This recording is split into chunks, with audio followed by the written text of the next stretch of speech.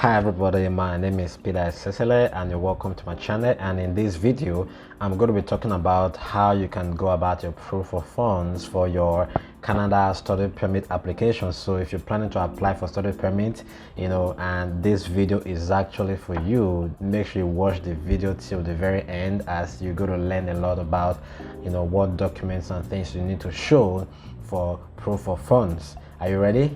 Okay, let's get started. Now, in the application for your study permit, the proof of funds is really one of the most crucial things that you can, that you need to show evidence and proof of. And you need to really be able to convince the Canadian immigration officers that you have the money that is available for your study. And how exactly, one of the big questions I get asked is, how much is enough? What is the minimum that I need to show? So in this video I'm going to be telling you about how to do the calculations to know exactly the minimum that you need to show. There is actually no maximum, right? But make sure you don't show too much of money that you don't have evidence, documents to back up, right? So that also is a red flag. So what is the minimum that is required? So one of the first thing that is required is you need to show the amount of funds that will cover your tuition, your cost of living, right? I'm going to talk about tuition later on. Let me just focus on these two first. You need to show that you have enough money to cover your cost of living, and normally they usually recommend you to show about 10,000 Canadian dollars, right? 10,000 Canadian dollars for you. So you need to show that is available, right?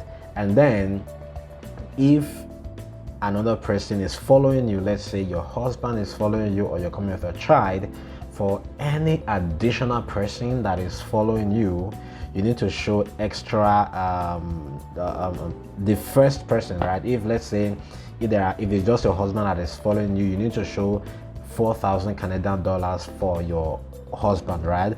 And if you have like a child following you, you need to show extra $3,000, so for a family of two, you are looking at about $14,000 as for cost of living, right?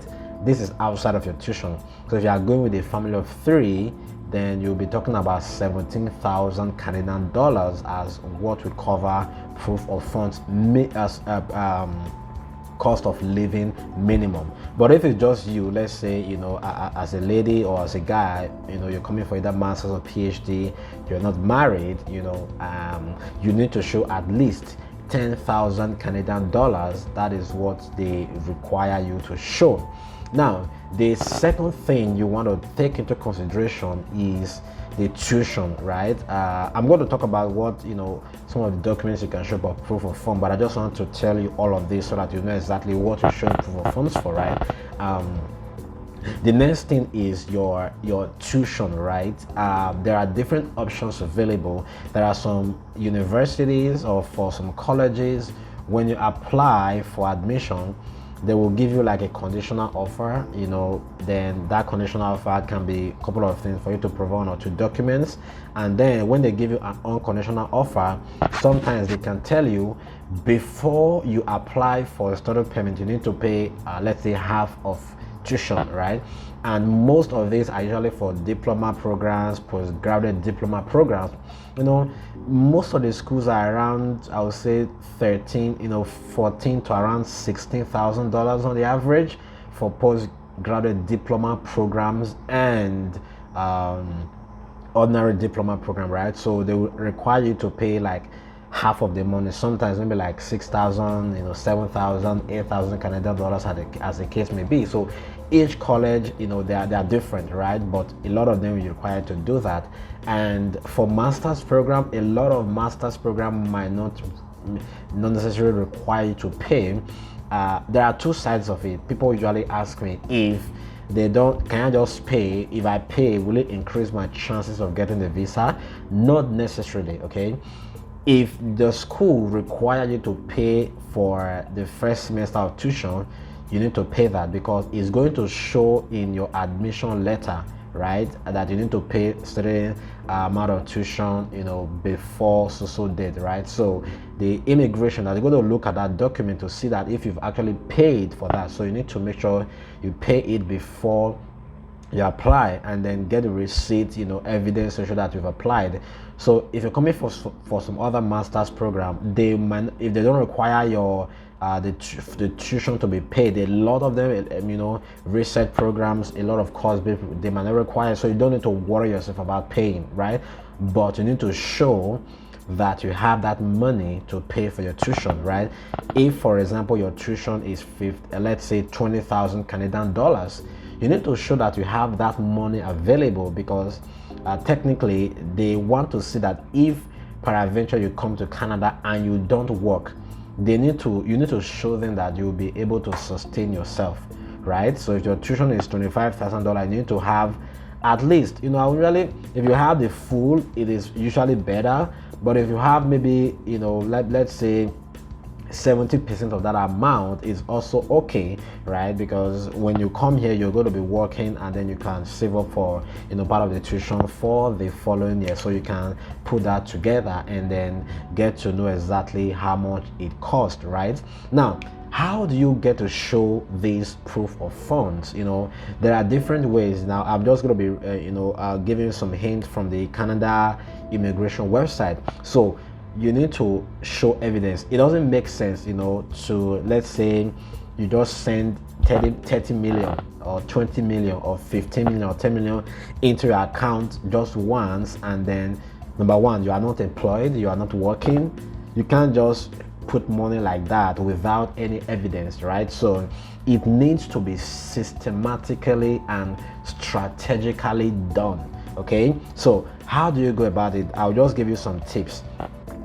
If you are not working, okay, if you are not working, you don't need to stress yourself about trying to really show your money, because you can't prove it, right? You can't prove it, except, let's say, the money has been in your account, let's say for a long time, but it's part of that, you still need to show evidence of something, right? And if you are doing, let's say you are employed, that is good. You can show that, okay, you are employed, and this is how much you're earning per month, right? Or you can calculate it per annum just to make it big figure, right? That's one thing. And if you're doing business, you can also show that your source of funds is actually the business that you're doing, and it has to be business that is registered, that it doesn't have to be on your name in terms of the business name, right? So it can be like a different name, but you should be like the owner of the business, or shareholder in the business, or maybe director or something. That will really also work. So you need to show that all of the company registration, and that is one thing. So another option you can also do is to, if you're doing business, okay, you can send the money from your business account to your personal account, okay? Let's say you send like 5 million, 6 million from your business account to your personal account.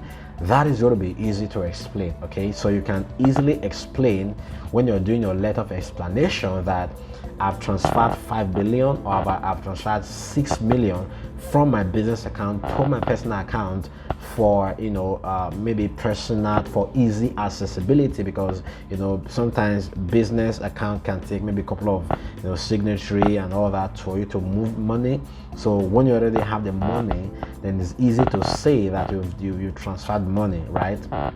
That is also one alternative.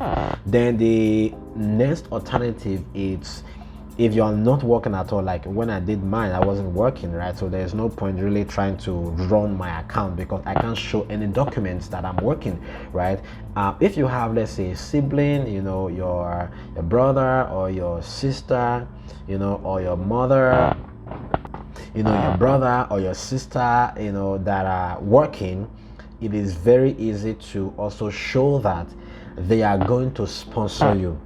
Okay, and there are two ways of doing this. Okay, either they send the money to your account and then explain that they have sent the money to your account, or they can just leave the money in their account. Okay, when they leave the money in their account, they will show that they have this money account and they are willing to sponsor you.